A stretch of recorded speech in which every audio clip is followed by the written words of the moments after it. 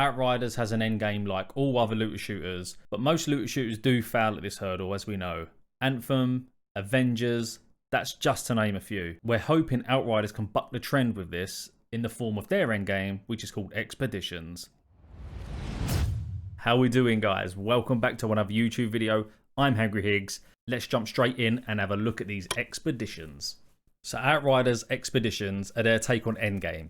So what's going to happen is, after we completed our campaign, which they're saying is about 40 to 50 hours long, we're then going to be taken to a totally new different area, the Outriders camp. That is where then we're going to be able to access the expeditions. These expeditions are made up of 15 new bespoke levels, campaign, challenges, and are not recycled content either, which I have to add is fucking awesome.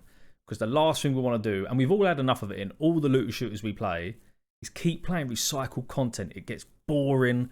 It doesn't feel like you're playing anything new. They're just mashing up the levels, mashing up weapons. You don't want none of that. Hopefully, with it not being a live service game, they are able to just give everything brand new. They're not going to have to keep refreshing stuff because they're not planning on having this out for the next 5 to 10 years.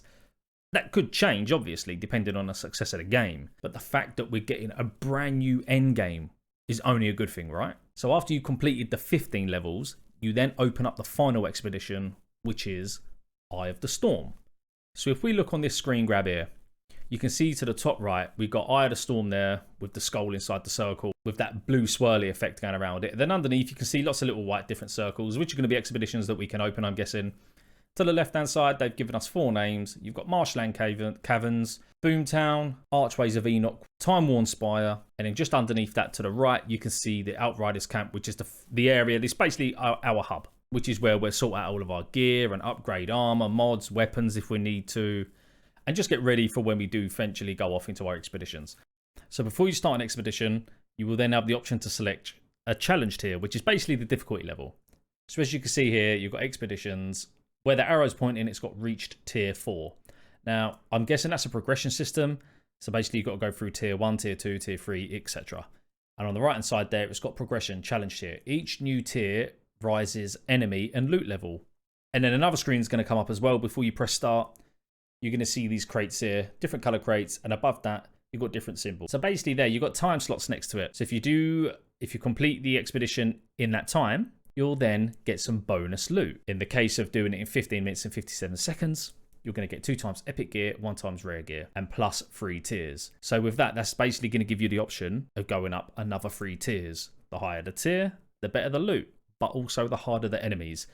Again, this is another really good system. This is going to add so much potential to making sure you've got the right builds. So they've really added a lot to this game already there, because a lot of people like to chase times. They like to do it as quick as they can. And having a set time to do things, knowing that you're going to then get more or better loot is great. You're going to then be linking up with your teammates. You're going to be discussing what armor, what class, because you can only have 3 people in each fire team as well. And you have 4 classes. So you've got to think about that there as well. You can't just have one of each class. You've actually got to discuss and think, right, what is going to be the best for this expedition we're going into, the challenge level, what classes are we going to want? There's so much variety here. It's only a good thing. It just adds to the replayability of what basically is an already really good endgame anyway. So this system right here with the crates and the times, massive thumbs up. Really like what they're doing here. The only thing I'm worried about is the variety of loot. We haven't seen it all. What we have seen looks really promising so far, but is that going to be a good time investment? Is it going to be worth your time?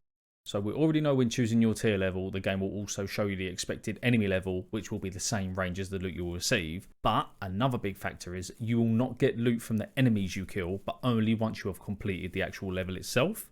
So that's adding a bit of risk reward to the game. I do believe you will get loot even if you fail the expeditions, because you can fail them. If you don't do it within a set time, you fail it, but you aren't going to be left empty-handed. They're probably going to give you some resources or something like that where you can upgrade mods, weapons, or armor. I like that because that's a proper endgame activity. Loot's just not dropping from any enemy, left, right, and center. You've actually got to complete it. You've got to complete it in a set time in order to max out the amount of rewards you get. And also, if you don't complete it in a set time, you're just going to walk away you know you're just going to walk away with a little thanks for participating prize, which no one really wants. We want to be able to maximize what we do inside there and walk away with all the good shit, because that's what we're playing for. They said this is a pulse campaign mode. Not quite sure what that is, but if I was to have a guess, I'd say it's probably waves of them expeditions right up until you get to the last level, which is Eye of the Storm. I'm having a guess there. I can't find anything where they've explained that anymore. I've heard of horde modes and stuff. I'm not too sure if that's the same though. And also, the max character level in the main campaign is 30, but expeditions grant gear up to level 50. I think you're going to have to keep going up the tiers in the expeditions until you reach gear max level 50. Obviously, the higher the tier, the harder it's going to be, but the more rewards. So the risk reward equals itself out there.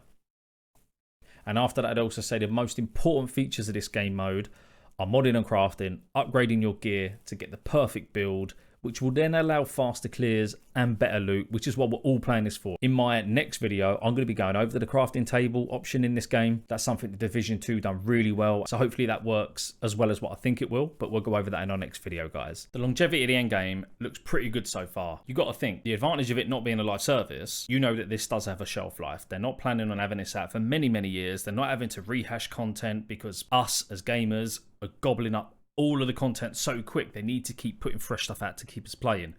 I don't think Outriders has that problem right now. As I said previously, they might decide to turn it into a live service game if it makes them enough money, if it's successful. We just don't know.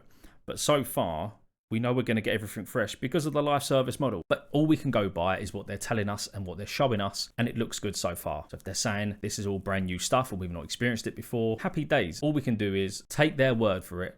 And I'm sure they're not leading us up the garden path. I mean, what companies do that, eh? But guys, that is it for another Outriders video. I hope you've enjoyed it. Hit the like button. Subscribe if you haven't already. We're trying to get to 1,000 subscribers before the year's out. I know we've got a long time to go, but that's a big number to hit. So if you could help me get there, that'd be much appreciated. But until the next time, guys, have a good day, and I'll see you later.